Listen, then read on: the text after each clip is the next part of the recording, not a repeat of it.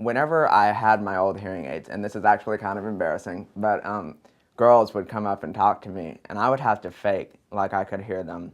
And that is embarrassing, to have to fake like you hear the girl that you are so interested in, you know. But now, you know, they can hear it come up to me, and to actually be able to hear what they're saying to me, you know, it's enabled me to be able to actually have a relationship, you know, with another girl. She used to have phone conversations with her grandmother and couldn't be understood, but in the last 2 months with these new aids, it's been a lot of fun for her to tell her grandmother about her day over the phone. Before, she was leaving off the ends of words, she was leaving out words in sentences, or even the word order of her sentences was not correct.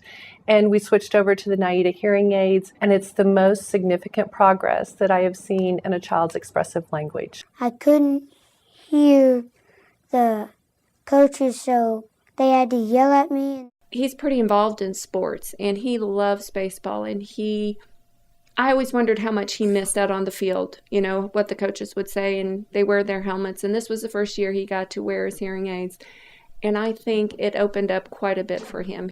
I'm so pleased. I didn't realize what he was missing until, you know, things changed.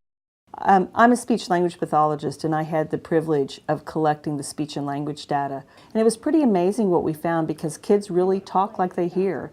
And now, once they had access to all the full sounds of speech, that began to become reflected in their speech and their articulation of sounds. The other thing that was quite surprising, though, that we found in the study is that the liquids, or the R's and the L's of sound production, improved spontaneously in children after wearing the hearing aids. And that was really a wonderful surprise to see that the articulation cleared up like it did with wearing the hearing aids after a short amount of time.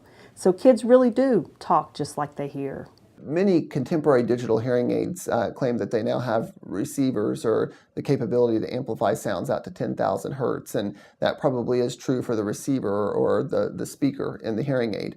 But unfortunately, especially when we work with children, that sound, that amplified sound, has to leave the receiver at the top of a behind-the-ear hearing aid and travel through the tubing in the ear mold before it gets to the eardrum.